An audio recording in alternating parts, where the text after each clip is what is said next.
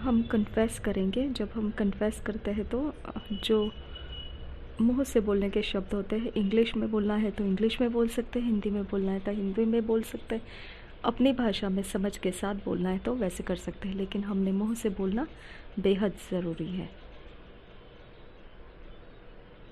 Dear father, thank you for the glorious gospel that you have committed to my trust, to be your partner in soul saving, in soul winning, to bless and transform the lives with the news of your saving power.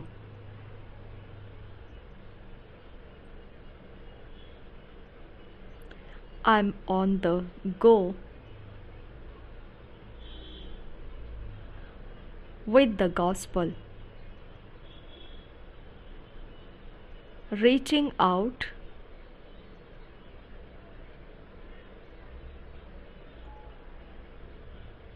to everyone in my world, and everywhere I go, the Lord confirms His word through me with signs following. In Jesus' name, आमेन।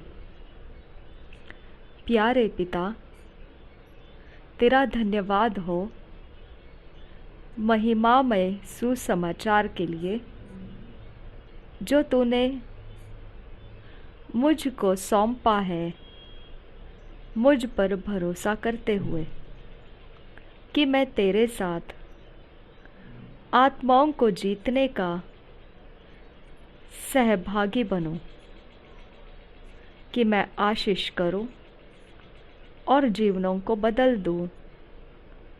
ये सुसमाचार के द्वारा जिससे आत्माओं को बचाने की सामर्थ्य है,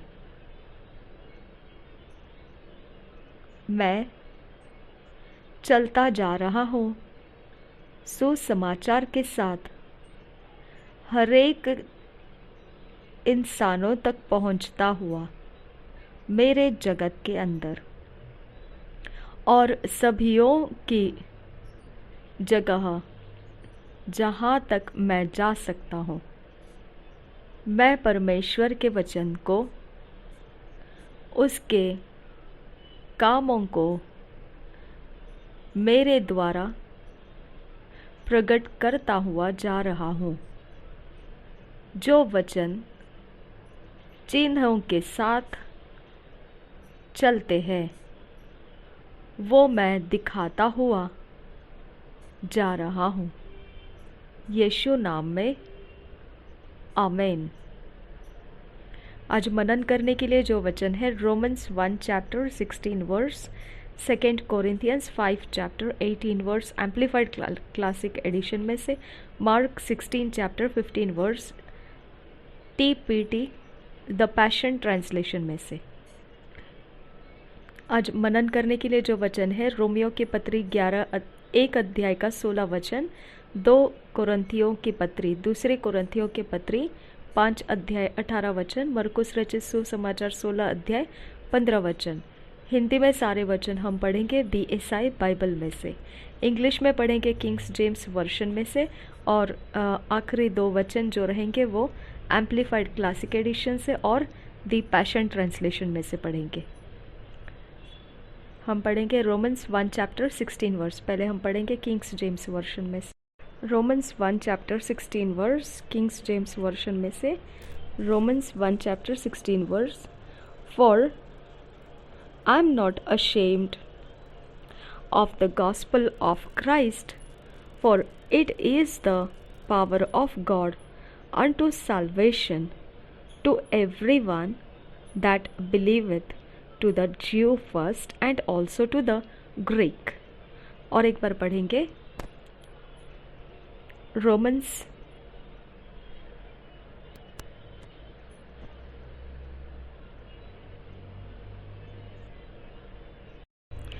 रोमियो की पत्री 1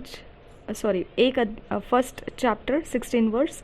For I am not ashamed of the gospel of Christ, for it is the power of God unto salvation to everyone that believeth, to the Jew first and also to the Greek.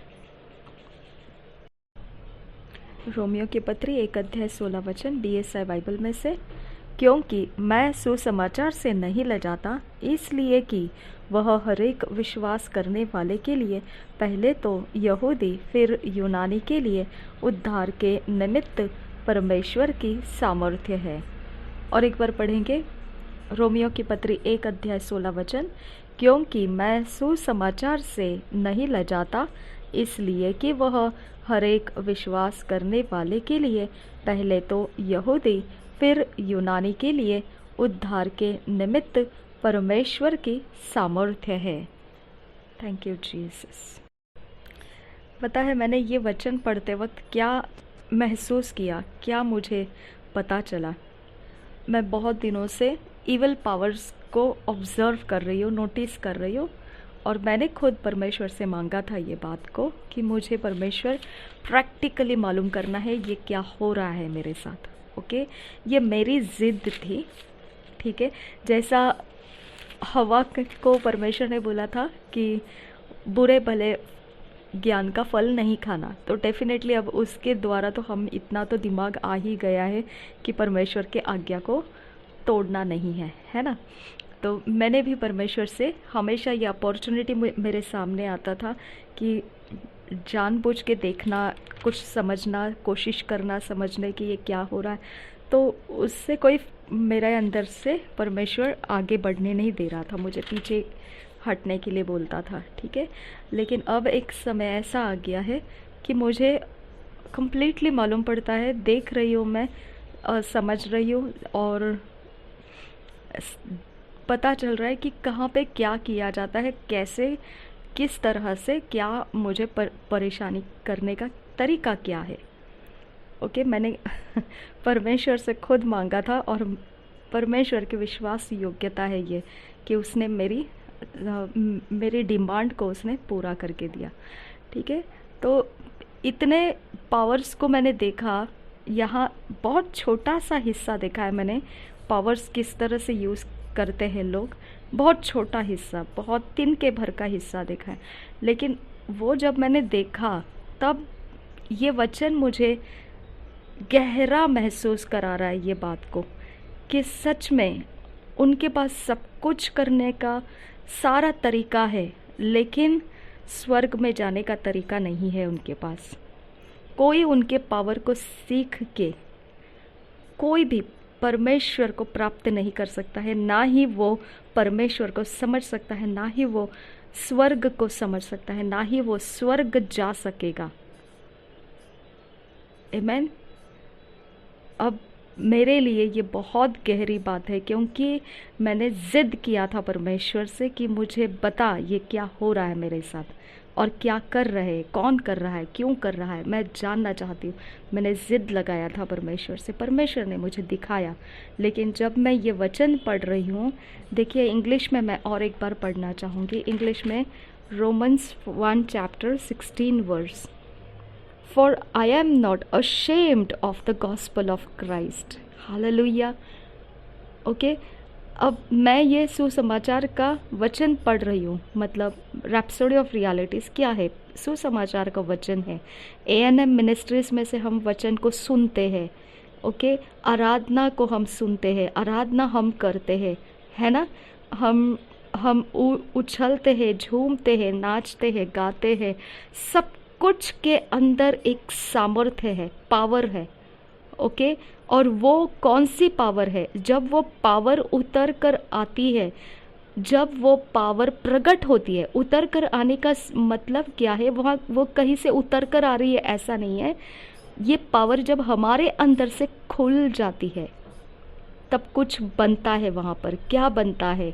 अगर हमारे संगति में कोई है तो उद्धार उसको मिल जाता है, परमेश्वर कौन है उसको मालूम पड़ने लगता है।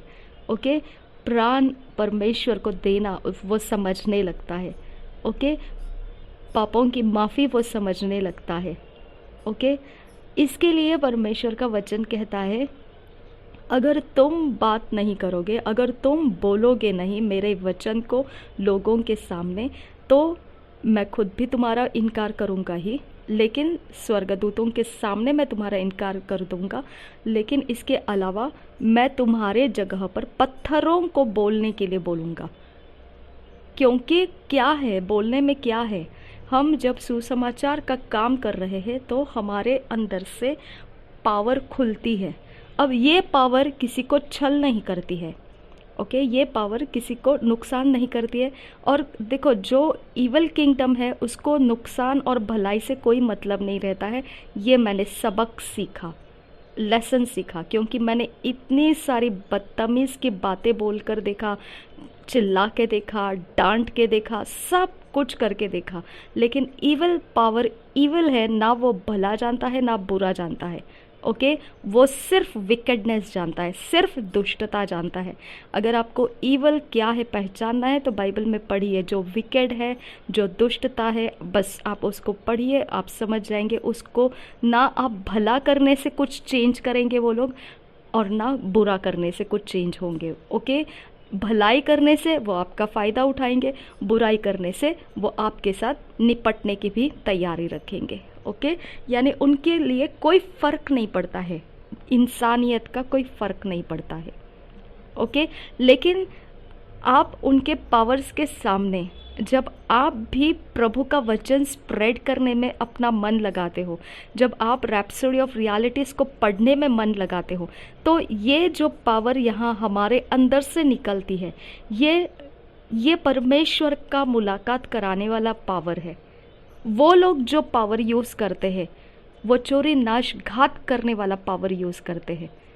ओके, वो पावर रिलीज़ कर रहे हैं, लेकिन चोरी नाश घात हम पावर रिलीज़ कर रहे हैं, लेकिन परमेश्वर के साथ मुलाकात करने वाला पावर हम रिलीज़ करते हैं। हालेलुया।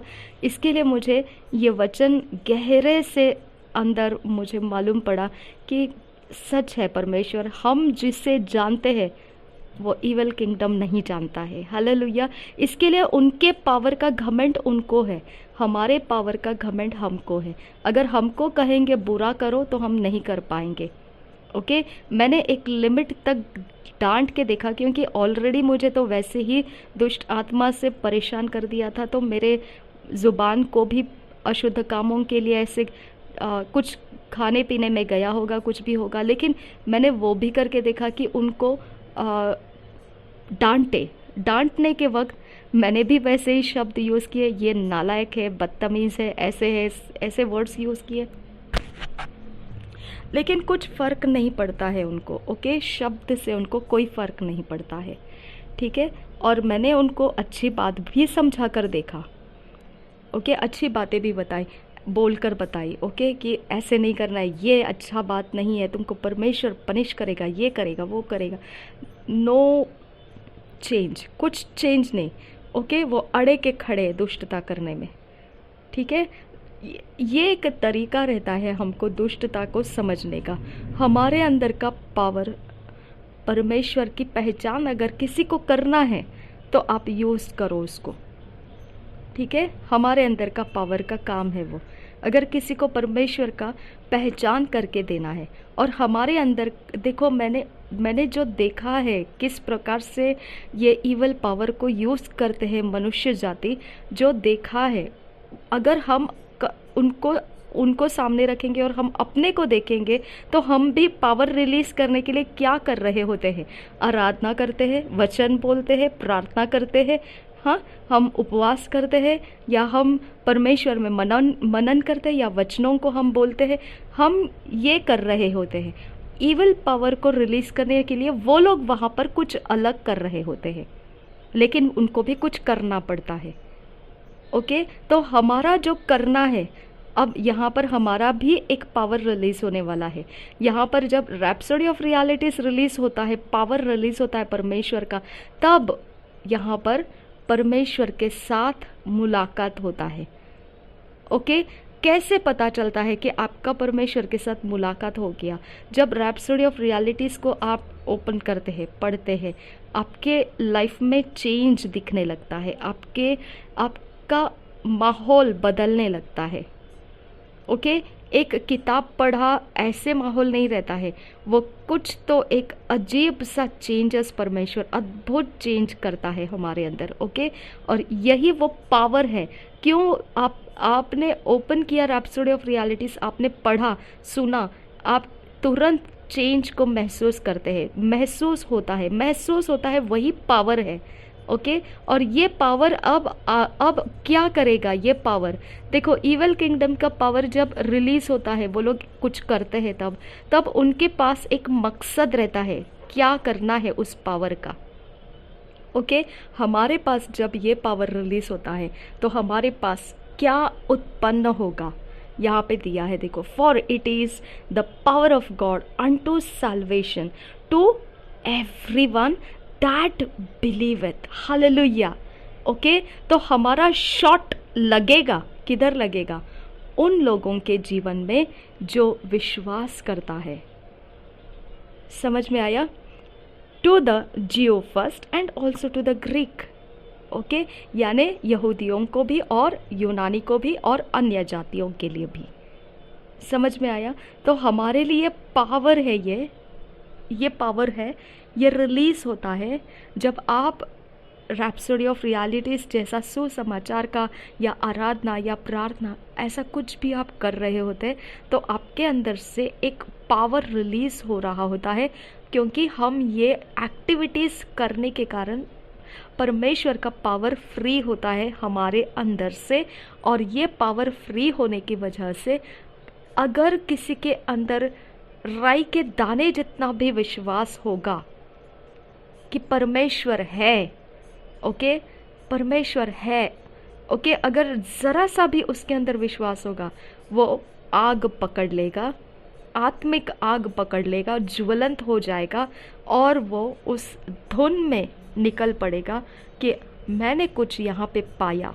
ओके, मैंने कुछ तो समझा इस रैप्सोडी ऑफ रियलिटीज़ में से, मुझे कुछ तो अलग मिल गया है ये यीशु मसीह के वचनों के अंदर से, ये कुछ तो बोल रहे, ये कुछ तो है ऐसा। तो उसका क्या हो गया? उसका विश्वास ने चिंगारी पकड़ ली। ओके, अब वो आग में बदलने में टाइम नहीं लगेगा उसको। ओके, इस प्रकार से परमेश्वर का पावर काम करता है। वो पावर उसको जाके टच करता है जिसके अंदर सच में विश्वास है। हालेलुया।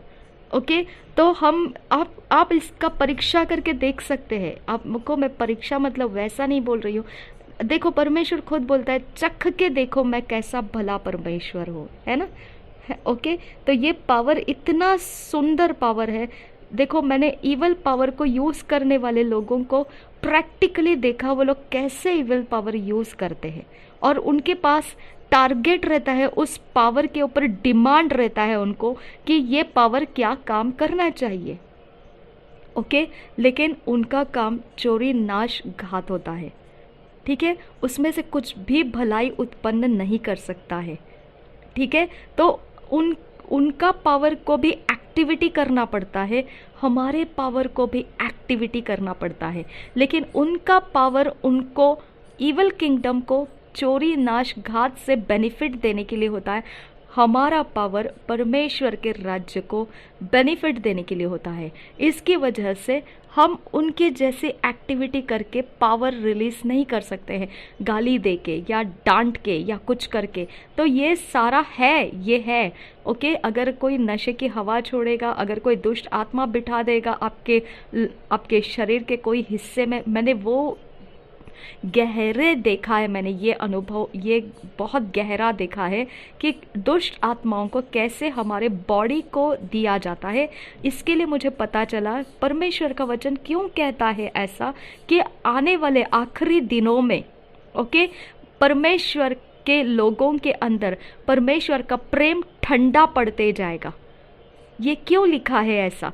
वो मैंने गहरा अनुभव किया। वो इसीलिए होगा ऐसा क्योंकि हमारे बॉडी के हिस्से परमेश्वर के काम नहीं करना चाहिए, वो दुष्टता के काम में एंगेज होना चाहिए। इसके लिए हमारे ब्रेन के अंदर दुष्ट आत्मा दिए जाते हैं, हमारे जुबान के अंदर दुष्ट आत्मा दिए जाते हैं, हमारे सोच को कंटिन्यू दुष्टता की बातें बोलने वाले दुष्ट आत्मा का घेरा दिया जाता है, हमारे बॉडी के अंदर दुष्ट आत्मा दिए जाते हैं। ओके, हमारे बॉडी के हिस्से में दुष्ट आत्मा रखे जाते हैं जो हमको परमेश्वर के ज्वलंत अग्नि में जलने नहीं देंगे।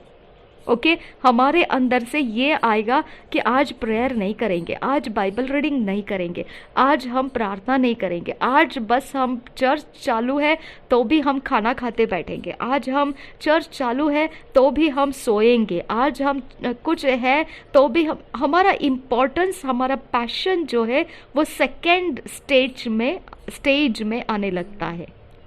ओके, हमारा वो प्रथम स्थान छोड़ देता है।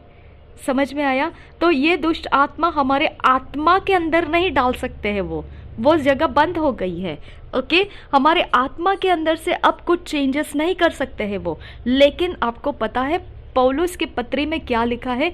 जो व्यभिचार करेगा, जो चोरी करेगा, जो ऐसे काम करेगा, जो अधर्म के काम है, जो आप अंधकार के जगत में रहते हुए किया करते थे, वो काम अगर आप करोगे तो आपको प्रकाशित वाक्य में लिखा है कि वो दरवाजे से अंदर जा नहीं पाएगा। समझ में आया? और वैसे पौलुस खुद भी बोलता है तुम धोखा मत खाओ कि परमेश्वर के तुम वारिस बनोगे। समझ में आया? तो हमारे लिए परमेश्वर का पवित्रता सिर्फ हमारा प्रभु यीशु ही नहीं है, हमारा पवित्रता प्रभु यीशु परमानेंट है। ओके, परमानेंट है, उसको कोई भ्रष्ट नहीं कर सकता है। इसके लिए मुझे आज पौलुस का वो वचन याद आ गया कि क्या है ऐसा जो मुझे अलग कर सकता है। ओके, क्या गरीबी, क्या बीमारी, क्या कौन सी बात है ऐसी जो मुझे अलग करेगी परमेश्वर के प्रेम से? तो पता है आपको उसने ऐसा क्यों कहा? उसने इसीलिए कहा क्योंकि ये दुष्ट आत्माएं आपके हाथ में डाले जाते हैं। ओके, छूने के द्वारा किसी भी तरीके से आपके हाथ में डाले जाते हैं, आपके उंगलियों में, नाखूनों में, बालों में, या आपके कपड़ों में, आपके पैरों में। ओके, कोई भी जगह में आपको कुछ करने की ज़रूरत नहीं। ये दुष्ट आत्माएं कैसे वो लोग आपके हिस्से में कैसे उंडेलेंगे आप बता नहीं सकते हैं। समझ में आया? ऐसे दुष्ट आत्मा को रखने के बाद में आप सोच सकते हैं वचन क्या कहता है कि अंतिम दिनों में परमेश्वर का प्रेम मनुष्यों के अंदर से ठंडा पड़ने लगेगा। ये कारण है हमारा शरीर जो है ये लोग दुष्ट आत्माओं से भरने लगेंगे। तो आप सोचिए परमेश्वर का प्रेम ठंडा क्यों नहीं होगा? क्योंकि यही तो है यीशु मसीह ने क्या किया था, मंदिर के अंदर के सारे वो गलत बातों को धक्के मार के निकालने लगा था। कारण क्या था? क्योंकि उसके अंदर पैशन था, मंदिर के लिए पैशन था उसके लिए, है ना? तो हमारे अंदर का पैशन हमारे अंदर के बॉडी के अंदर के सफाई रखना हमको मजबूर कर देता है। इसके लिए पौलुस बोलता है क्या है ऐसा जो मुझे परमेश्वर के प्रेम से अलग कर पाएगा? क्योंकि ये दुष्ट आत्माओं को देने का काम क्या है? वो आपके अंदर का पैशन को खा जाता है। ओके, आपके सोच आपका पैशन बनता है। ओके, आपकी दृष्टि आपका पैशन बनता है और आपका इमेजिनेशन, ओके, जिसके दृश्य आप देखते हैं वहाँ आपका पैशन का खजाना है। ओके, तो आप समझ सकते हैं उसी एरिया में अगर अंकुर नरूला मिनिस्ट्रीज का चर्च लग गया, ओके, टीवी पे और चालू हो गया, लाइव है और हम कुछ काम कर रहे हैं, हमारे हाथ से काम नीचे नहीं रख पाते हैं, हम सेकेंड थॉट पर उनके प्रेयर को रख देते हैं और हम फर्स्ट थॉट पर ये सोचते हैं कुछ नहीं, हम काम करते करते भी तो बोल सकते, देख सकते, कुछ प्रॉब्लम नहीं। ऐसे सेकेंड थॉट पे प्रेयर निकल जाता है। फर्स्ट थॉट पे कौन आ गया? हमारे शरीर का कौन सा हिस्सा दुष्ट आत्मा ने कब्जा किया, वो हमारी सोच को चलाना शुरू करता है। ओके, वो हमारे मन के इच्छाओं को बदलना शुरू कर देता है। ओके, हमारा पैशन उन दिशाओं की तरफ जाता है जहां पर हमारा लाभ नहीं होगा। ओके, और हम उन बातों से हम कन्विंस हो जाते हैं, हम उसको मान्यता दे देते हैं, और यहाँ पर ही हम गलती कर देते हैं कि हमारा पैशन ढीला पड़ जाता है। हम परमेश्वर के साइड से कम होने लगते हैं और शरीर की तरफ से ज़्यादा होने लगते हैं। लेकिन परमेश्वर सच में दयालु है। ओके, वो बहुत दयालु है। उसने क्या बोला, चाहे तुम्हारे गलतियाँ ओके लाल रंग के खून के दाग और धब्बों के समान क्यों ना हो, मैं तुमको हिम के समान शुभ्र बनाऊंगा अगर तुमने मन फिराया तो। हालेलुया। और वो ये भी बोलता है, तुम विवाद करो मेरे साथ, आओ चलो मिल बैठकर वाद विवाद करें। तुमने क्यों गलती किया, मैं तुमको बताता हूँ कि अब ये गलती का मेरी तरफ से क्या पनिशमेंट और मैं क्यों देना चाहता हूँ। मैं भी बोलूँगा, तू भी बोल। इस तरह से परमेश्वर हमारे वाद करके हमारे साइड से वो न्याय को लाना चाहता है। ओके, क्योंकि परमेश्वर भला परमेश्वर, देखो वो कभी आपको दुष्टता के हाथों में छोड़ नहीं देगा। ओके, लेकिन दुष्टता के हाथों में आप क्यों जाते हैं। अभी अगर कोई पानी में डुबकी लगाकर बपतिस्मा लिया, तुरंत देखो उसके फ्रेंड्स फटाफट उसके इर्द गिर्द आ जाएंगे जो दुष्टता के जगत के हैं। ओके, ये देखिए, यहाँ पर आपको समझ में आना चाहिए दुष्टता के जगत के लिए यीशु ने क्या बोला है। यीशु ने ये बोला है कि मैं तुमको भेड़ के समान भेड़ियों के बीच में छोड़ रहा हूँ, ऐसे भेड़िए जो प्राणों को खा जाएगी, भेड़ों के प्राणों को खा जाएगी। हालेलुया। तो हमारे लिए कोई यहाँ पर ऐसा जगह जमीन नहीं है जिसे हरियाली कह सकते हैं। ओके, तो भेड़िए हमेशा भेड़ को ढूंढते रहती है। जैसे ही पानी में डुबकी लगाकर बपतिस्मा हो गया, देखो आपके साथ कौन समय बिताता है मायने करता है। ओके, अगर समझो आपने समय नहीं बिताया उनके साथ, तो आपको उनके पास जाने का डिजायर देने वाला दुष्ट आत्माओं का आपके साथ कांटेक्ट पॉइंट बनाएंगे वो लोग। समझ में आया?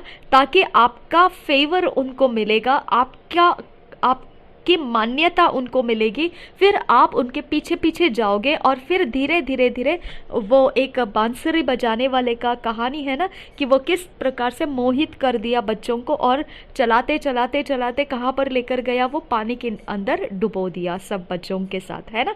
तो उस तरह से वो हमको मोहित करके उनके पीछे पीछे पीछे चला के लेके जाते, बस खत्म। उसके बाद फिर वो बपतिस्मा पाया हुआ इंसान दोबारा क्या दिखाई देता है, फिर वो दोबारा नशा कर रहा है, दोबारा कुछ गलत काम कर रहा है, दोबारा वही पापों में है जहां से उसको निकाल के परमेश्वर ने लाया। परमेश्वर बोलता है मैं अंधकार के अंदर से ट्रांसफर करके लाया हूँ। हालेलुया, है ना। तो ट्रांसफर करके लाने के वक्त में हमारा क्या हो गया था, ये सुसमाचार का पावर काम कर गया था भाई, है ना। ये सुसमाचार का पावर काम कर गया था, लेकिन ये काम तो कर गया। हाँ, हम प्रभु में तो आ गए, जो 16 वचन कहता है उसके अनुसार काम तो हो गया, हम प्रभु में आ गए। लेकिन प्रभु में आने के बाद का जो समय शुरू हो जाता है, वहाँ पर दुष्ट आत्माएं चलाने वाले लोग दोबारा हमारे करीब आना शुरू करते हैं। ओके, वो हमारे करीब रहना चाहते हैं, वो हमारे बहुत करीब रहना चाहते हैं, क्योंकि उनके पास दुष्ट आत्माएं हैं जो हमारे साथ वो कांटेक्ट में रखना चाहते हैं। अब ये क्या हो जाएगा, हमारे पास सोचे आएगी, एक तरफ से मन होगा प्रभु प्रभु करने का, दूसरी तरफ से ये दुष्ट आत्मा के संगति जिनके लोगों की है, उनके हमारे साथ के संगति के कारण हमको वो लोग ये दुष्ट आत्माओं से सुनाते बैठेंगे, नहीं नहीं चल जाएगा, ऐसे ही कोई प्रॉब्लम नहीं है, चल जाएगा, वैसे ही कोई प्रॉब्लम नहीं है, हाँ कोई बात नहीं है, चलो आज के दिन ऑफ कर देते हैं कुछ भी जो हमारा डेली वर्क है, चलो कोई बात नहीं है, आज के दिन हम ऐसे ही रह लेते। इस प्रकार से अब मुझे पता चला क्यों ये लोग जैसा मेकअप के सामानों में दुष्ट आत्माओं के चार्म किए हुए, ओके, कांटेक्ट पॉइंट बनने वाली चीज़ें डालते हैं। ओके, मेकअप के सामान में, कपड़ों में, ओके, आपके हर एक कपड़े, आप सोचो मत कि सिर्फ एक ऊपरी तौर से आप पहनते, नहीं, आपके सारे अंदर बाहर सारे कपड़ों पे अब किस समय में कांटेक्ट पॉइंट्स लग चुके हैं शैतान के जगत से। ओके, आपको कोई भी हिस्से में अगर आप कोई एक आईब्रो पेंसिल, काजल या कुछ लिपस्टिक, ऐसा कुछ भी उनके ओर से आपको मिला होगा शॉप में, आपका वो हिस्सा दुष्ट आत्मा से ग्रस्त कर दिया जाएगा। ओके, और फिर आपको वो एरिया ऑफ लाइफ में कैच हो गए। फिर नेल पेंट यूज़ करते हैं, आपका नेल्स कैच किया जाएगा। अगर आप हाथ में लोशंस या ऐसा कुछ यूज़ कर रहे हैं जो दुष्ट आत्मा के जगत से तैयार किया हो, आपने उसको परखा नहीं, जाना नहीं, अब वो लोशन आपके स्किन को कैच कर लेगा। ओके, अब दुष्ट आत्मा को एक एक जगह मिल रही है बैठने के लिए। लिपस्टिक में से लिप्स पे आ गया, नेल पेंट में से नेल्स में आ गया, अगर बालों में कुछ यूज़ करते बालों में आ गया, अगर बॉडी को कुछ लोशन लगाते लोशन से आपके बॉडी में वो आके रुकने लगेगा। देखो लीगल ग्राउंड कैसा बनाता है वो।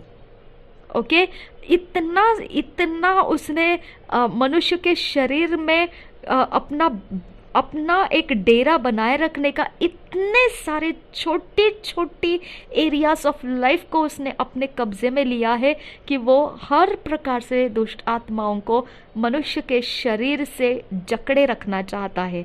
ओके, क्योंकि उससे क्या हो जाएगा, परमेश्वर का सोच, वो इंसान डबल माइंडेड हो जाएगा। उसको दुष्ट आत्मा की ओर से भी कुछ सुनने को मिलेगा और परमेश्वर के सोच की ओर से भी कुछ सुनने के लिए मिलेगा। और वो फैसला करते समय उसका शरीर, क्योंकि इतने सारे दुष्ट आत्माओं के कांटेक्ट पॉइंट में आने की वजह से उसका शरीर बहुत इम्पॉर्टेंट हो जाएगा और उसका आत्मिक जीवन सेकेंड स्टैंडर्ड पर आ जाएगा। ओके, सेकेंड प्लेटफॉर्म पर आ जाएगा, फर्स्ट प्लेटफॉर्म ले लेगा दुष्ट आत्मा। समझ में आया आपको? ये मैंने डिमांड किया था परमेश्वर से, मैंने प्राप्त किया परमेश्वर से। मैं किसी के बारे में नहीं बोल रही हूँ, ना आप के बारे में, आप अगर ऐसे हैं, ना मैं अपने बारे में बोल रही हूँ, ना मैं किसी के बारे में, लेकिन ये एक डिमांड था परमेश्वर से मेरा। ओके, एक पासवान ने मुझे बताया था, देखिए जब तक आप प्रैक्टिकली नहीं समझोगे इन बातों को, क्योंकि यीशु मसीह ने प्रैक्टिकली बताया था चेलों को पहले। ओके, तो उन्होंने बोला जब तक आप प्रैक्टिकली नहीं जाओगे, देखो चेलों को भी नहीं मालूम था कि ऐसा भी दुष्ट आत्मा रहता है। वो तो जब उनको पावर दिया गया फिर वो जाके उन्होंने बोला ये क्या बात है, दुष्ट आत्माएं भी है और वो हमारे सुनती है, हमको मानती है, वो हम बोलेंगे निकल जाओ, वो निकल जा रही है। ओके, यानी परमेश्वर को बताना पड़ा लोगों को, चेलों को, कि ये इस तरह से काम करता है, विदाउट पावर नहीं, विथ पावर। समझ में आया? तो इस प्रकार से परमेश्वर डिमॉन्स्ट्रेट करना चाहता है, ठीक है। और ये मैंने उन पासवान से सुनने के बाद में मैंने उनको बोला था, आई एम सॉरी, मुझे नहीं देखना है। ओके, और ना ही मुझे ऐसे कोई सेंटर्स में जाना है जहाँ पर प्रैक्टिकली दुष्ट आत्माओं का पूरा दिखाया जाता है। ओके, जो फॉरबिडन है हमारे लिए। ओके, जो हमको उससे लेना देना नहीं है, ठीक है। क्योंकि देखो अगर हवा को भले बुरे ज्ञान का फल खाने के लिए परमेश्वर मना कर रहा था तो उसका कारण क्या था? उसका कारण ये नहीं था कि वो उस फल को खाएगी तो परमेश्वर के जैसा कुछ तो अलग बन जाएगी और वो परमेश्वर को नहीं चाहिए था, ऐसा नहीं था। उसका कारण ये था कि वो निश्चित मृत्यु की तरफ लेके जाएगा उसको। समझ में आया? तो इसका मतलब अगर हमको परमेश्वर ने बोला है ओझाओं के पास नहीं जाना, अब देखो ये जो मुझे कोई एडवाइस कर रहे थे ये मुझे वही बोल रहे थे कि ऐसा एक सेंटर है जहाँ पर ना मसीह के बारे में है ना किसी के बारे में है, वो सिर्फ स्टडी कर चुके हैं और उनको दुष्ट आत्माओं की पहचान है। जो जैसा भी है, दुष्ट आत्माओं को कैसे पहचाना जाता है, वो लोग कैसे पहचानते हैं, ये आपको मालूम पड़ेगा। ओके, और ये ही देखने के लिए आप आ सकते हैं वहाँ पर। मैंने बोला नहीं, मुझे नहीं चाहिए। ओके उन्होंने बोला जब तक आपको वो नहीं देखोगे, नहीं जानोगे, आपको मालूम नहीं पड़ेगा वो सब बातें।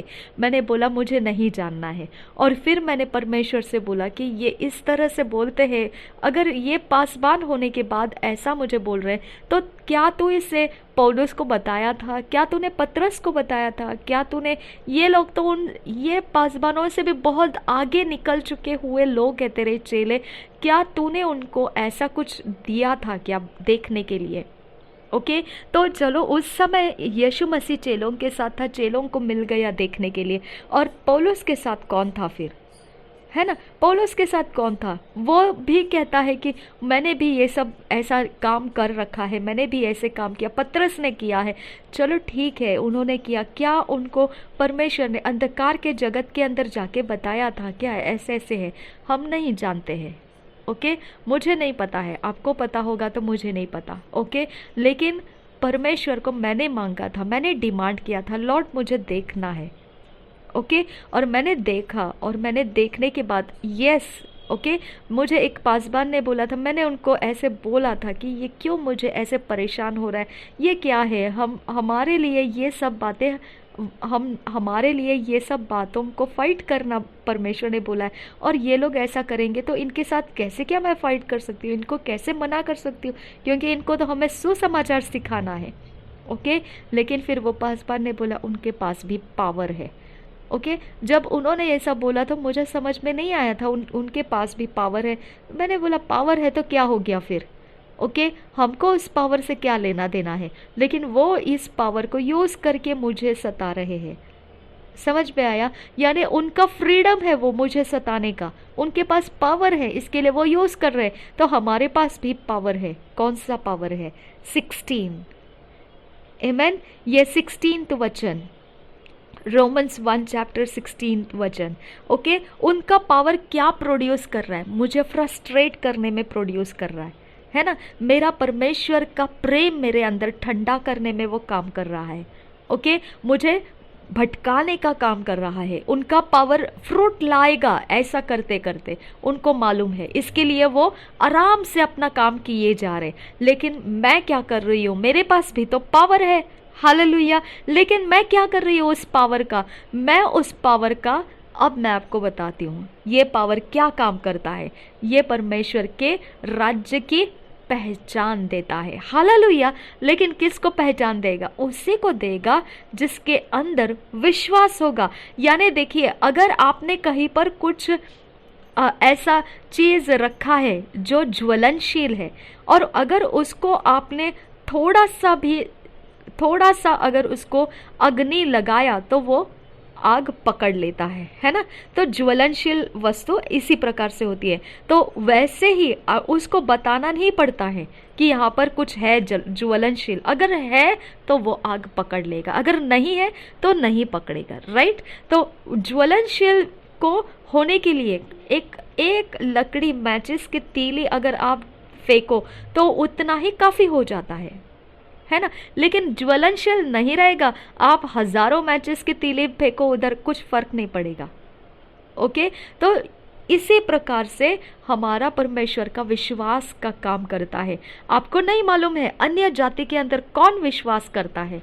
ओके अन्य जाति आपके इर्द गिर्द में है। आप चर्च के आवाज़ से परमेश्वर का वचन फैला रहे होते, कभी आप आराधना करते हुए परमेश्वर की प्रेजेंस आप लोगों के लिए रिलीज कर रहे होते, सारी चीज़ें ठीक है। जब आप रैप्सोडी ऑफ रियलिटीज पढ़ते हो, आप परमेश्वर के पावर को रिलीज कर रहे होते हैं।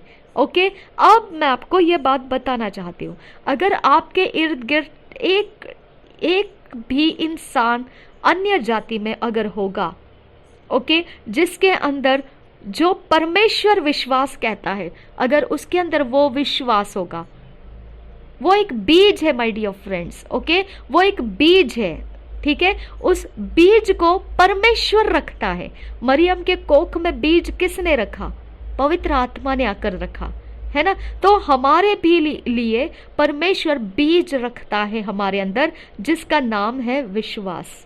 ओके अब अगर ये बीज किसी के अंदर है तो वो कैच करेगा रैप्सोडी ऑफ रियलिटीज में क्या बोला जा रहा है, उसके अंदर से वो परमेश्वर के राज्य में परिवर्तित होकर आ जाएगा। आपको ज्यादा मेहनत नहीं करनी पड़ेगी उसके पीछे। समझ में आया? लेकिन ये बीज अगर उसके अंदर नहीं है, आप उसके ऊपर जितना चाहो उतना आप उसके ऊपर प्रचार करो, वो काम नहीं करेगा, क्योंकि ये परमेश्वर का काम है मरियम के कोख में बीज रखने का। ओके, वो ही बीज, विश्वास का बीज परमेश्वर का आत्मा मनुष्यों के हृदयों में रखता है। आमेन। मनुष्य के हृदय को अगर वो बीज दिया होगा परमेश्वर ने, तो आप रैप्सोडी ऑफ रियलिटीज को जब पढ़ रहे होते हैं या सुन रहे होते हैं, तो आपके इर्द गिर्द कोई भी अगर है तो वो फायर कैच करेगा और उस अग्नि से वो परमेश्वर को ढूंढता हुआ आएगा और परमेश्वर के राज्य में वो परिवर्तित हो जाएगा। पावर, समझ में आया? रिजल्ट लाया है ना? तो हमारे पास चोरी नाशघात नहीं होता है। हमारे पास जो पावर है वो परमेश्वर के राज्य में उतार कर लाता है। ओके, अपनी जगह से, अंधकार की जगह से वो बाहर निकाल के उजियाले के ज्योति के राज्य में प्रवेश कराता है। हालेलुया।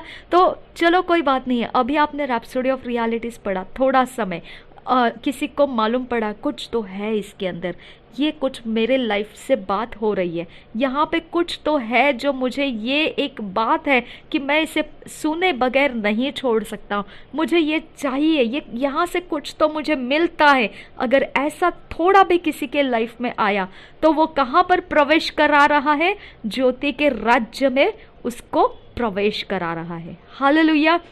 वो थोड़ा समय का भी प्रवेश, यहीं पे परमेश्वर बोलता है, चख के देखो कि मैं कैसा भला परमेश्वर हूँ।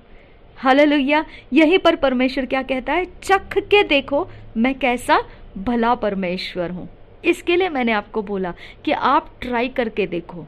ओके, आपके अंदर थोड़ा भी अगर विश्वास है, परमेश्वर कैसे उस इंसान को परिवर्तित करता है। आप इस पावर को इस्तेमाल करते हैं, लेकिन आपको नहीं मालूम है किसके अंदर ये विश्वास का बीज परमेश्वर ने रखा है।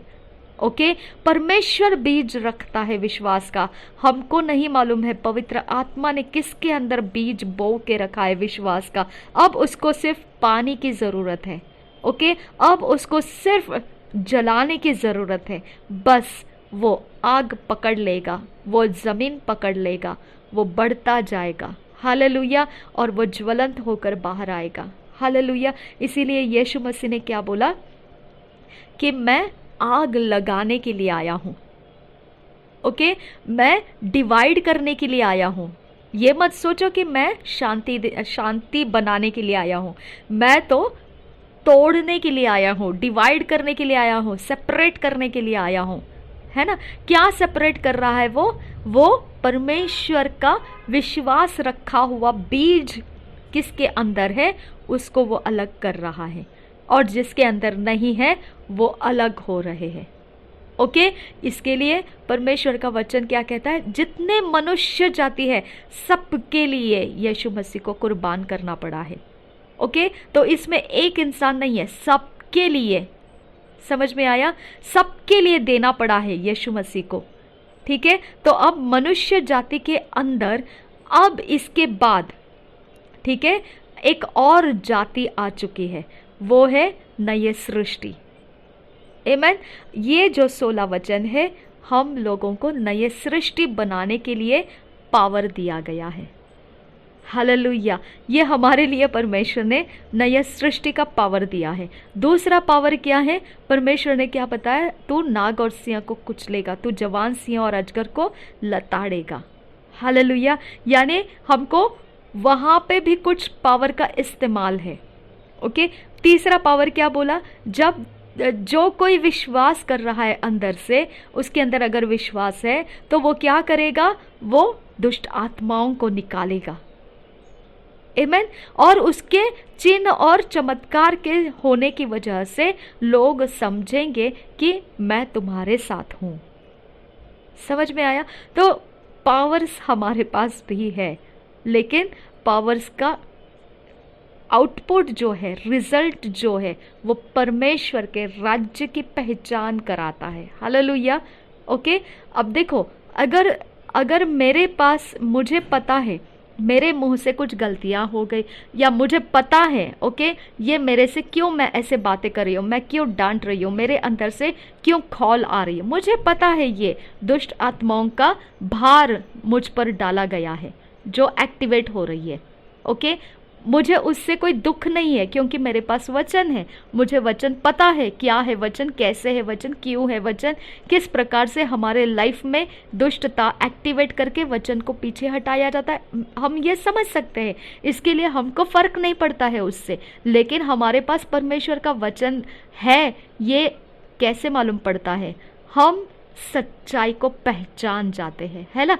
हम सच्चाई को पहचान जाते हैं और हमारा छुटकारा आ जाता है। हम परमेश्वर के सच्चाई को एक्सेप्ट करते हैं और दुष्टता को इनकार कर देते हैं। हालेलुया। ये प्रूफ बनता है कि हमारे आत्मा में नया सृष्टि हम बन चुके हुए लोग हैं, क्योंकि हमारे सामने पाप जितने डींगे मारे, ओके, जितने घमंड बताए, जितना ऊंचा सिर करे, तो भी जब एक आखिरी फैसला करने का समय आता है तब सब फीका पड़ जाता है और सिर्फ परमेश्वर का वचन हमारे हाँ में हाँ रहता है। ओके, तो इसकी वजह से हमको परमेश्वर के प्रेम से कोई अलग नहीं कर सकता है अगर हम नई सृष्टि में आ चुके हैं, ठीक है। लेकिन ये नई सृष्टि का पावर्स भी हमको मालूम होना चाहिए, ठीक है। नए सृष्टि आ गए, अब दूसरी एक जाति भी आ चुकी है जो परमेश्वर के वचन में लिखा है, तीसरे अध्याय जो उत्पत्ति का, उसके तीसरे अध्याय में लिखा है कि सर्प के बीज, ओके, और स्त्री के बीज, ठीक है, इन दोनों के बीच में फाइट रहेगी। सर्प और स्त्री के, और सर्प के बीज और स्त्री के बीज दोनों के फाइट्स रहेंगे, है ना। तो हम पढ़ेंगे उसको, ये क्या है, उत्पत्ति के 3 अध्याय में। तो अब हमारा ये बीज का फाइट है। अभी जो हम नई सृष्टि, यानी अब सिर्फ मनुष्य जाति का समय नहीं रहा, अब नई सृष्टि का समय शुरू हो चुका है और सर्प के बीज का समय शुरू चल रहा है। अभी यीशु मसीह के क्रूस के बलिदान होकर पुनरुत्थित हो गया, उसके बाद से। ओके, हम पढ़ेंगे 3 अध्याय का 15 वचन। और मैं तेरे और इस स्त्री के बीच में, ठीक है, स्त्री के बीच में और सर्प के बीच में, ठीक है, क्या है, फाइट है। दूसरा, तेरे वंश और इसके वंश के बीच में बैर उत्पन्न करूंगा। ओके, तो अब स्त्री का वंश कौन है? यीशु मसीह, ठीक है। और सर्प का वंश कौन है? जो दुष्टता के काम करने के लिए, परमेश्वर के विरोध जाने के लिए जो है, वो वही उसके वंश हो गए ना। ओके, जो परमेश्वर को मानना नहीं चाहते हैं, ठीक है। मनुष्य जाति से नहीं, मनुष्य जाति के लिए तो परमेश्वर ने बोला है, मैंने क्रूस का बलिदान दे दिया है, मनुष्य जाति फ्री है। समझ में आया? मनुष्य जाति का पाप माफ हो चुका है, ठीक है। तो हम सुसमाचार जब लेके जाते हैं तो हम किसको सुनाते हैं सुसमाचार? मनुष्य जाति को सुनाते हैं, ठीक है। मनुष्य जाति का पाप खत्म हो चुका है, यही हम जाके बताते हैं। मनुष्य जाति को परमेश्वर का क्रोध नहीं है अभी, ओके, उसके पाप माफ हो चुके हैं, हम यही जाके बताते हैं, ठीक है। अब अगर वो बताने के बाद उसके अंदर परमेश्वर ने विश्वास का बीज रखा रहेगा, वो परमेश्वर को ग्रहण करेगा। उसके अंदर अगर नहीं रखा है, वो ग्रहण नहीं करेगा। ओके, तो अगर उसको अगर सर्प का वंश में से है वो, तो वो मसीह के विरोध चलना शुरू करेगा। ओके, वो मसीह के विरोध जाएगा, वो मसीह के विरोध जाएगा, वो मसीह के विरोध जाएगा, ठीक है। जॉन रेमिरेस क्या थे? मनुष्य थे, बराबर है, लेकिन उनके अंदर का विश्वास, परमेश्वर का बीज कैसे उनके अंदर लाके रखा था, किस प्रकार से वो फलवंत होकर उद्धार में आए, यही बहुत लंबी स्टोरी है और मिरेकल है, चमत्कार है। जॉन रेमिरेज सबसे ज़्यादा महारथी बोलेंगे तो भी चलेगा, ऐसे सैटनिक किंगडम में थे वो, है ना। लेकिन उस जगह में उनका मुलाकात और यीशु का मुलाकात होना और फिर उनका एंड रिजल्ट में क्या निकल कर आना, उद्धार में, परमेश्वर के राज्य में निकल कर आना, ये बहुत डेंजर जोन में से उनको परमेश्वर ने बाहर निकाला है। वो एक अकेले नहीं है, ऐसे कितने सारे लोग दुनिया भर में आज मौजूद है। आमेन। जो ना ऐसा उनको मालूम है कि नहीं वो सर्प के वंश में ही चलने वाले हैं, वो सर्प के वंश में ही चलने वाले हैं, लेकिन कैसी परख होती है कि वो सर्प के वंश के हैं या नहीं, उनको नर्क दिखाना पड़ता है। ओके, जॉन रेमिरेज को नर्क दिखाया परमेश्वर ने।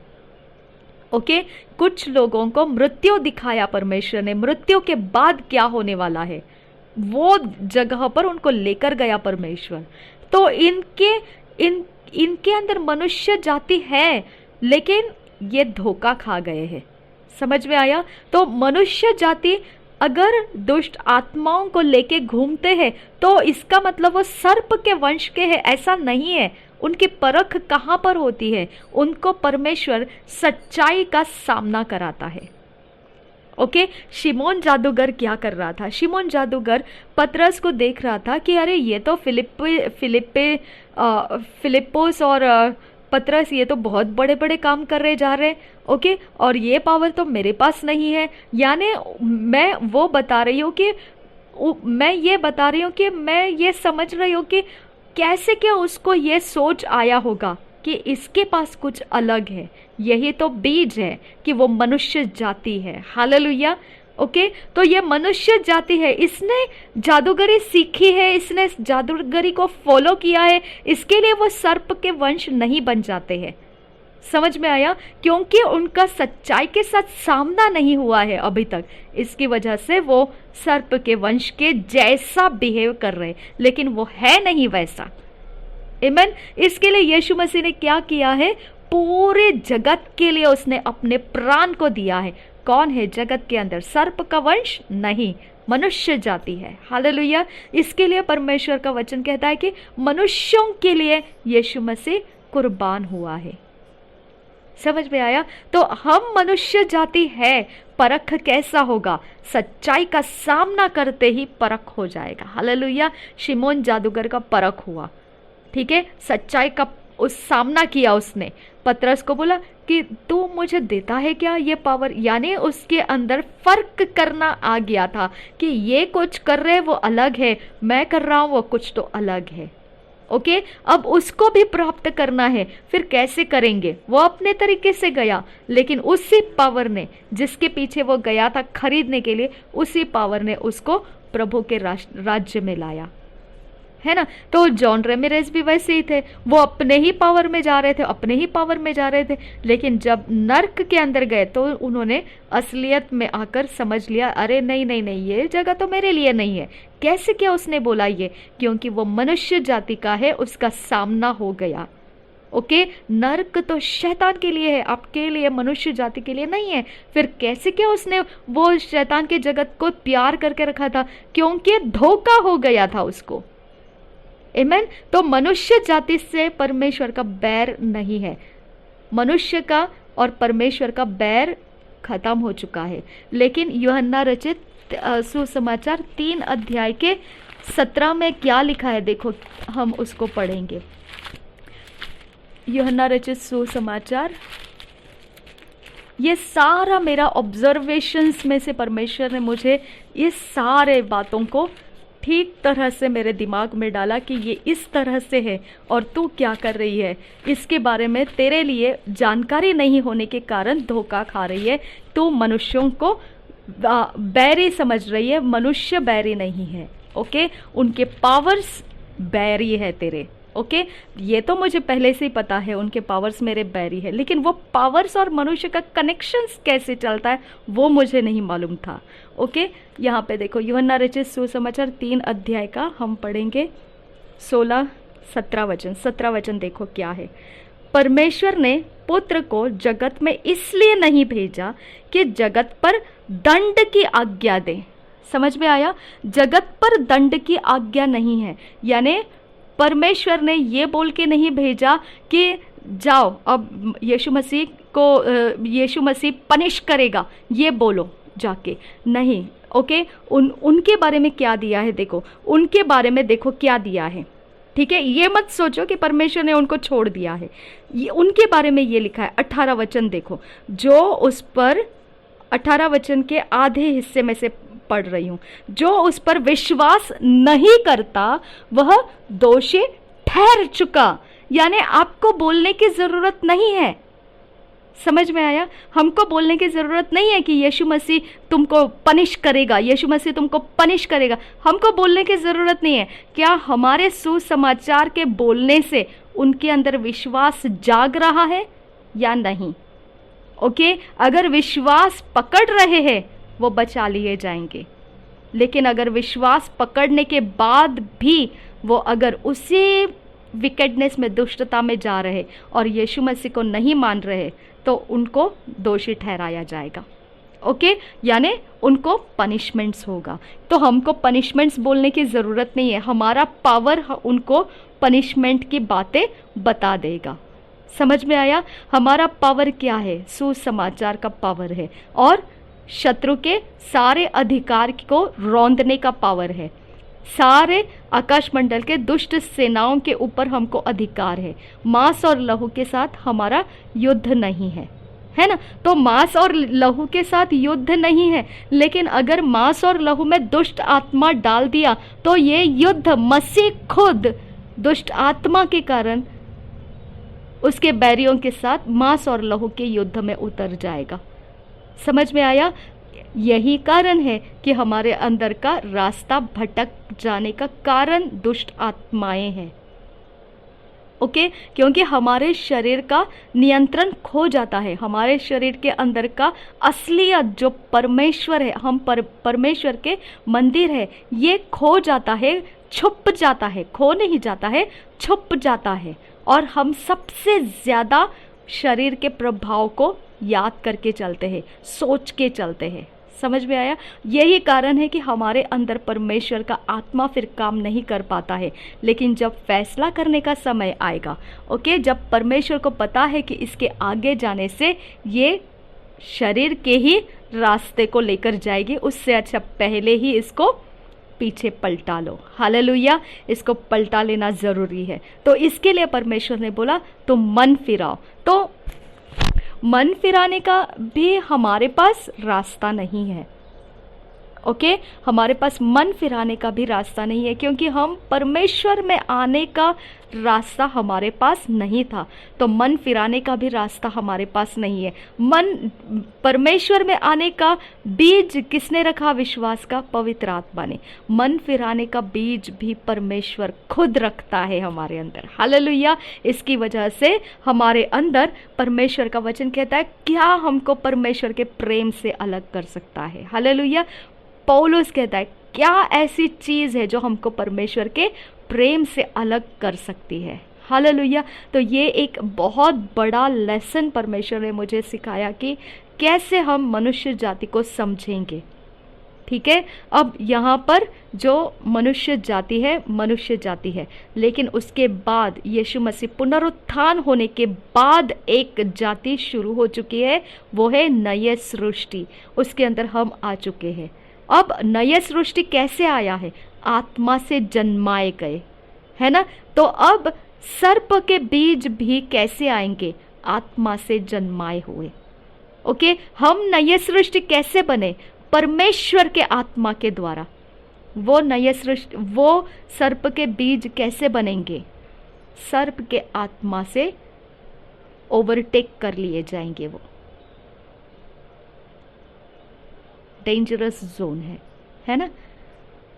Okay, very dangerous zone, very dangerous zone, right? Okay, और यही तो जॉन रेमिरेस के साथ था। वो ओवरटेक कर लिए गए थे, ओवरटेक कर लिए गए थे वो, है ना? ओके, उनका जो फैलाव था दुष्टता के जगत में, वो इतना आगे निकल चुका था कि उनको, वो एक एरिया था कि उनको पलटकर आने का ज़रा भी मन नहीं था। वो ये देखता था मसीह, क्या मसीह मसीह मसीह, एकदम कमज़ोर है ये लोग, ओके, कुछ नहीं है, इनको पावर का मतलब ही नहीं पता। यानी उनके अंदर पावर का इतना ज़्यादा अनुभव था कि वो मसीह के पावर को तुच्छ जानते थे, क्योंकि वो उनके जैसे काम नहीं करते थे इसकी वजह से, ओके। वो जिस प्रकार से फटाफट दुष्टता कर जाते थे पावर्स के साथ, मसीह नहीं कर पाते थे। अपने एक छोटे छोटे मसले भी वो पावर्स परमेश्वर के यूज़ करके सॉल्व नहीं कर पाते थे, ओके। ये प्रॉब्लम्स, ये मसले कहाँ से आते थे? यही जॉन रेमिरेज उनके ऊपर डालता था, ओके, मसीहों के ऊपर डालता था, और वो सुलझा नहीं पाते थे उनको, ओके। इसके लिए जॉन रेमिरेज बोलते, मैं तो हंसता था मसीहों को, क्योंकि उनके ऊपर मैं जब प्रॉब्लम्स डालता था वो सॉल्व नहीं कर पाते थे, ओके। तो इस तरह से वो जॉन रेमिरेज कहते हैं कि मैं तुच्छ जानता था उनके पावर्स को, लेकिन भाई जब मैंने सामना कर लिया, ख़त्म कर दिया बात को, यानी परमेश्वर उसको सामना कराता है। और कैसे सामना कराया?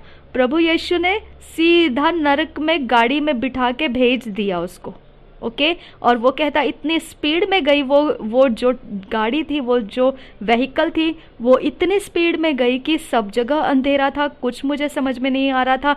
जैसे बहुत सारे लोगों को वो लेकर जा रही है, उसमें मुझे बिठा दिया था और मैं निकल गया था, और ऐसे निकल गया कि सीधा मैं आग के अंदर मैं जाने के लिए रुका हुआ था। उस बस ख़त्म, पीछे पलटकर जाने का रास्ता बंद। समझ में आया? और यीशु ने बोला तुझे मैं यहाँ छोड़ने के लिए आया हूँ, अब मैं जा रहा हूँ, ओके। तो वो बोला ऐसे कैसे जा सकता है, मैं यहाँ पर क्यों आना है? तो यीशु ने बोला ये तेरी जगह है, और तुरंत उसने बोला ये मेरी जगह नहीं है। यानी उसका सामना हो गया कि वो मनुष्य जाति है और वो जगह मनुष्य जाति के लिए नहीं है। हालेलुया। तो वो सामना जब तक मनुष्य के साथ नहीं होता है, वो इंसान दुष्टता करता हुआ मर भी जाएगा। उसको यही विश्वास रहेगा कि दुष्टता ही सब कुछ है, ओके। मसीह कुछ नहीं है, जो हम कर रहे हैं वही सही है, ओके। चाहे वो दुष्टता रहे, चाहे वो कुछ भी रहे, मसीह सही नहीं है। मसीह अपनी जगह में, हम जो कर रहे हैं वो सही है, ओके। मसीह अपनी अपनी जगह में है, उसको हमारे साथ मेल मिलाप करने की ज़रूरत नहीं है, बस हम जहाँ हैं वही सही है। वैसा ही करता करता उसका खानदान निकल जाएंगे, जनरेशन्स आफ्टर जनरेशन्स निकल जाएंगे, लेकिन वो कभी समझ नहीं पाएगा कि सच्चाई क्या है, मैं मनुष्य जाति हूँ, ये वो समझ नहीं पाएगा। समझा? यही एक जगह है कि हमको परमेश्वर कहता है कि मैं तरस खाता हूँ मनुष्य जाति के ऊपर, ओके। मैं तरस खाता हूँ, इसके लिए वो बोलता है मैं सैक्रिफाइस की आशा नहीं रखता हूँ, ओके। मुझे बलिदान नहीं चाहिए, मुझे दया चाहिए।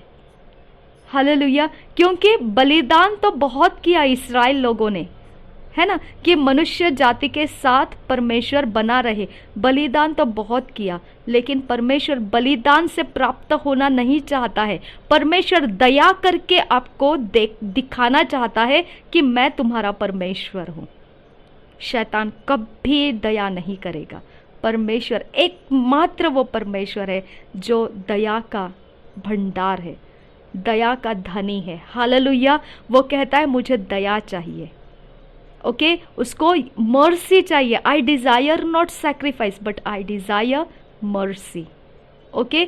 वो एकमात्र ऐसा परमेश्वर है जो मनुष्य जाति को देखता है तो उनके लिए वो तरस रिलीज करना सबसे ऊंचा प्रायोरिटी रखा है मनुष्य जाति के लिए।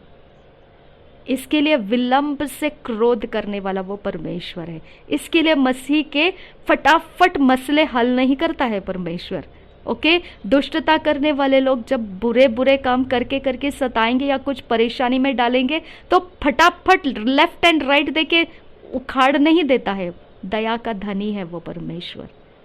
है ना, क्योंकि वो विलंब लगाता है न्याय करने का, विलंब लगाता है और लेट करता है और लेट करता है और लेट करता है, लेकिन जब फिर भी नहीं माना तो खत्म कर देता है बात को। ओके, तो फिर भी नहीं मानने का सवाल कहां पर आ गया? जॉन रेमिरेस को देखिए कहां पर आ गया। नर्क में छोड़ के आया प्रभु यीशु उसको, और उसको बोला अब मैं जा रहा हूं, तुझे छोड़ने के लिए आया था सिर्फ। ओके, यानी परमेश्वर वहां पे बोलता है अब भी इसने नहीं माना, खत्म है बात, मैं कुछ नहीं बोलूंगा उसको।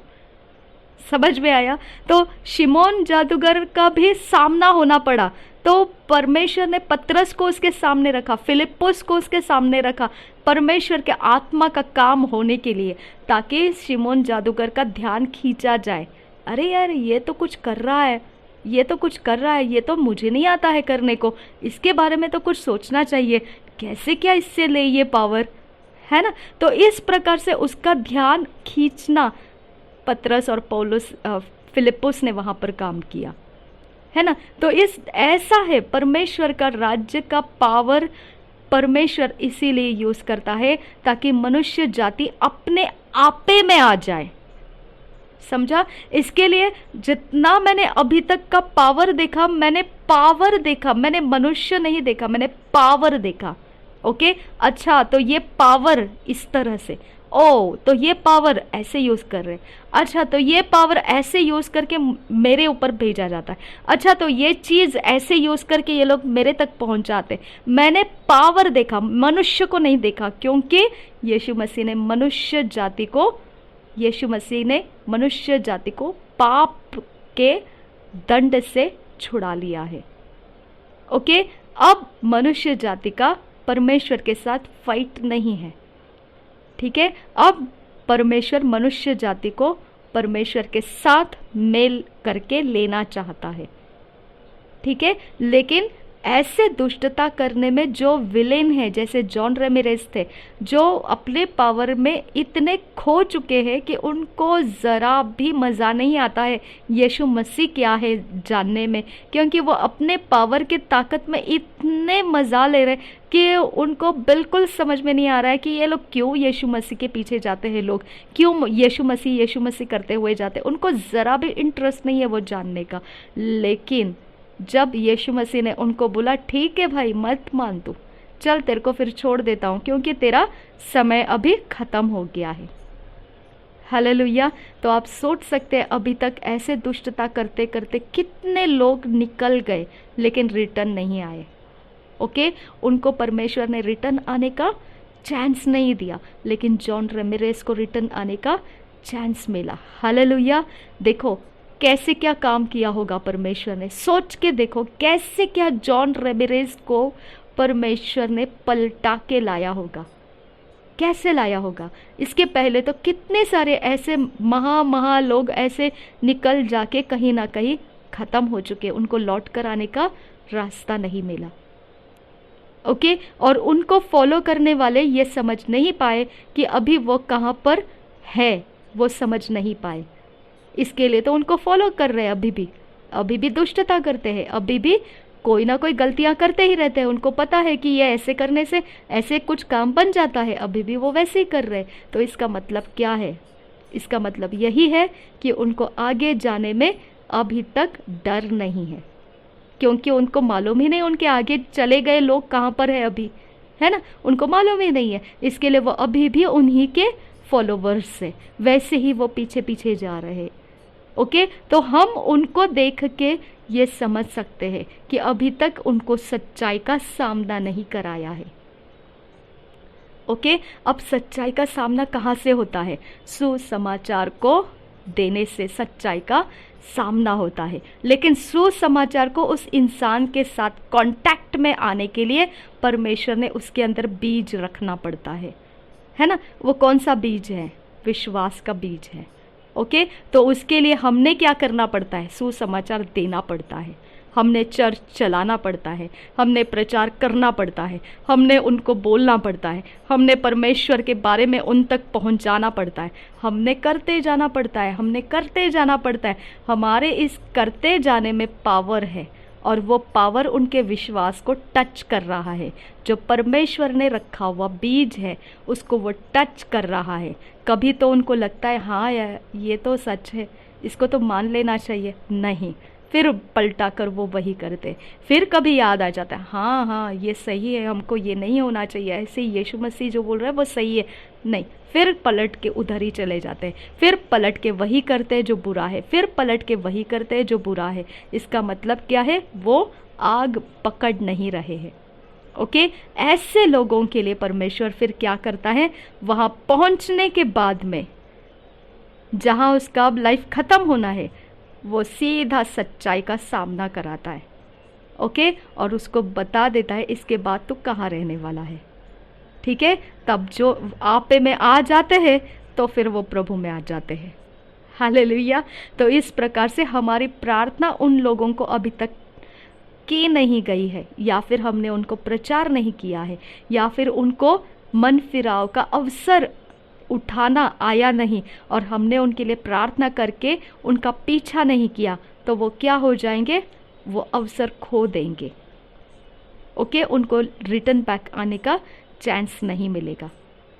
ठीक है, लेकिन जॉन रेमिरेस के ऊपर प्रार्थना की होगी किसी ने, क्योंकि कलसिया ने प्रार्थना किया था, इसीलिए प्रभु यीशु ने शाऊल को सामना किया और उसको पौल में बदल दिया।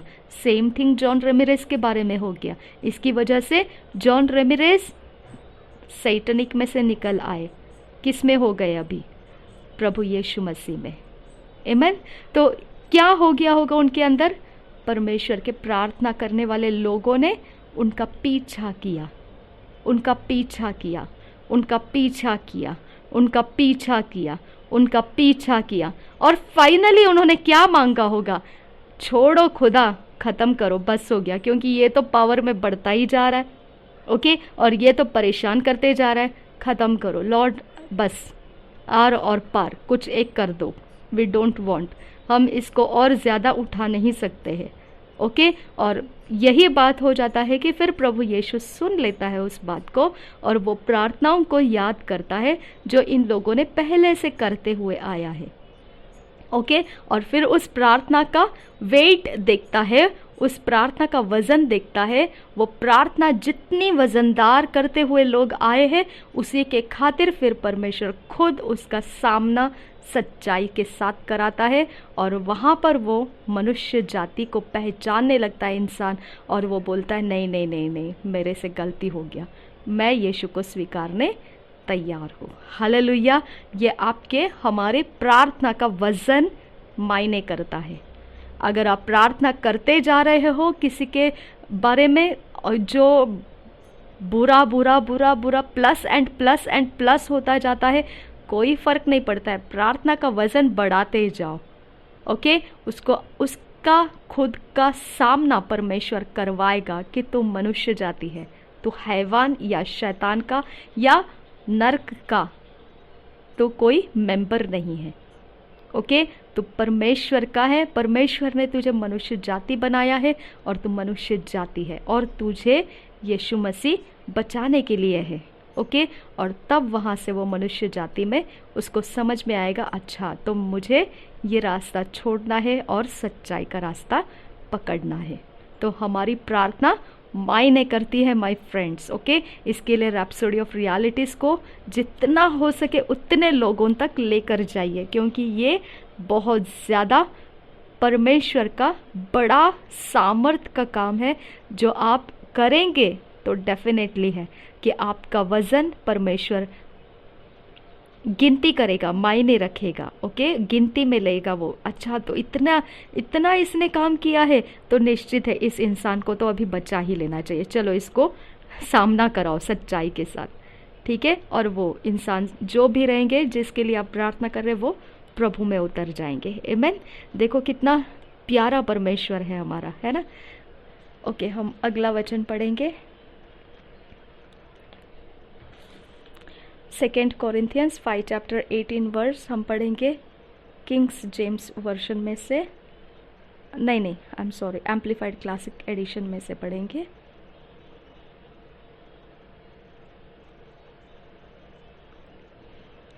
Second Corinthians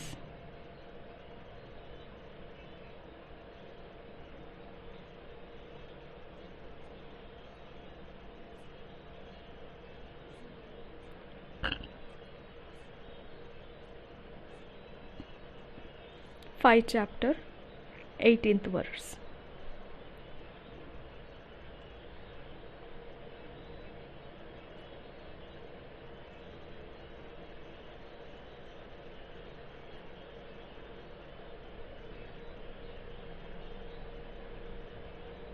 amplified classic edition में से पढ़ेंगे।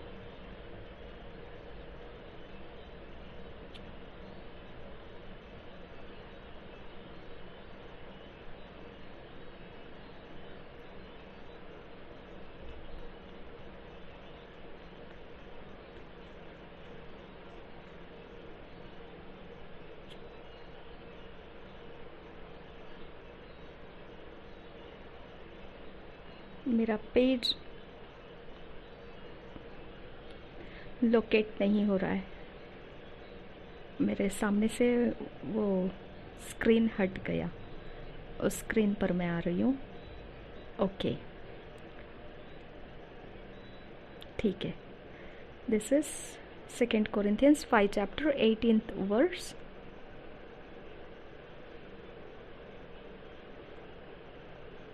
एम्प्लीफाइड क्लासिक एडिशन में से पढ़ेंगे।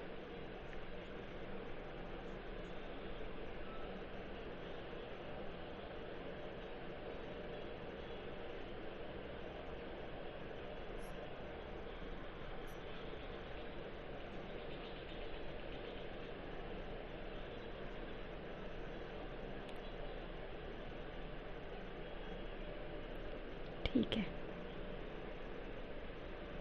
But all things are from God, who through Jesus Christ reconciled us to himself,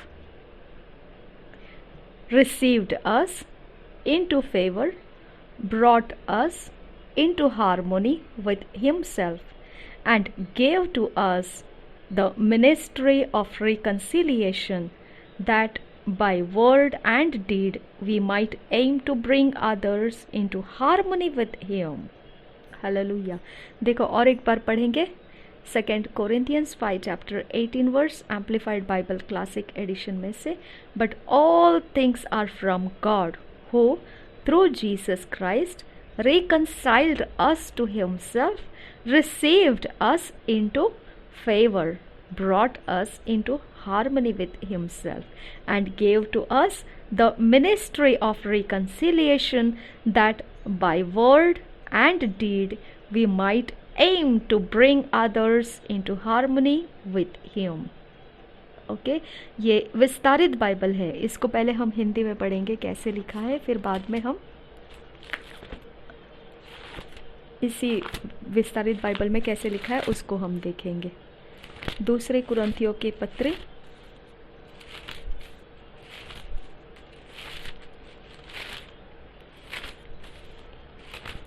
5 अध्याय 18 वचन। 2 कुरिन्थियों की पत्री 5 अध्याय 18 वचन।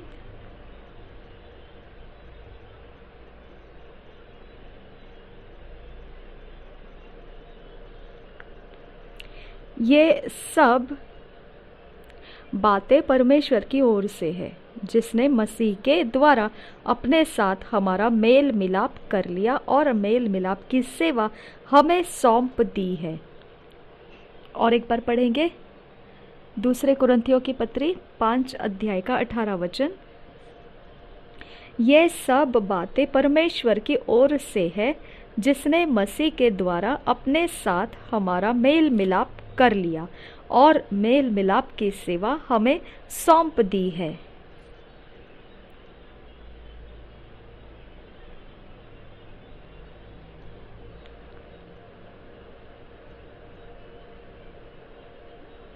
ठीक है, यहाँ पे देखो कैसे दिखा है, सारी बातें परमेश्वर की ओर से है, जिसने यीशु मसीह के द्वारा अपने लिए सब कुछ को मेल मिलाप कर लिया।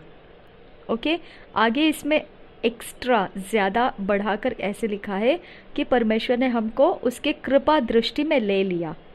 ओके, उसके साथ एक मन होने के लिए ले लिया, सुसंगति में होने के लिए ले लिया।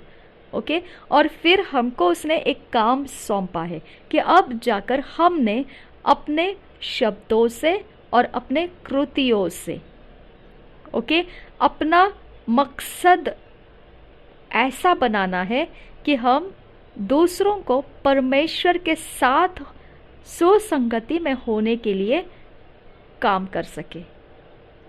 ओके, हमारे शब्द और हमारे कृतियाँ हम इस प्रकार से करना है, ये हमारी सेवा बनाना है हमको, कि हमने इस प्रकार से करना है कि दूसरों को परमेश्वर के साथ एक मन होने का उनको हम रास्ता दे सकें।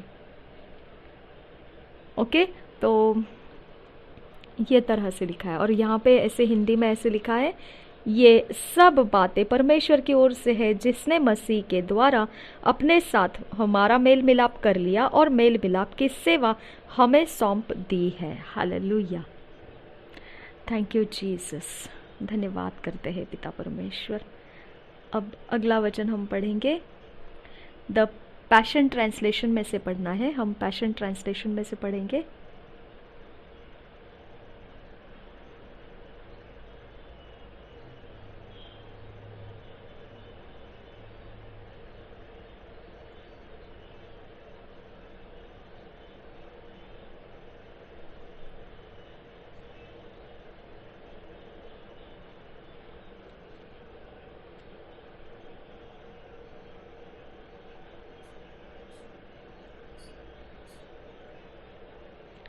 Mark 16 chapter 15 verse, the passion translation में से पढ़ेंगे।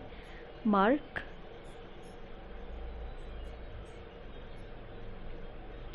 15 चैप्टर 16th वर्स,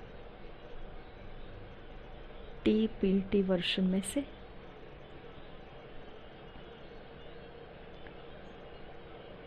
फिफ्टीन 16, यहाँ पे 16th आ गया है।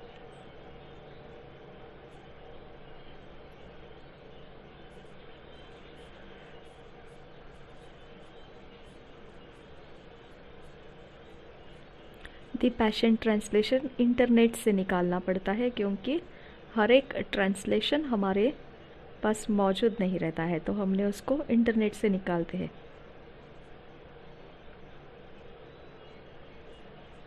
16th chapter 15th verse.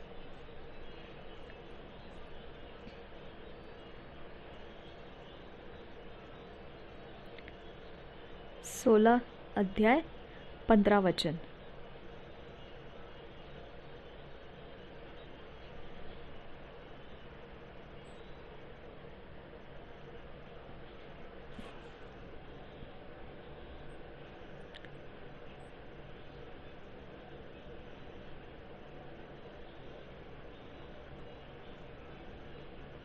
हम पढ़ेंगे, and he said to them, 16 chapter 15 verse, Mark 16 chapter 15 verse, TPT version में से।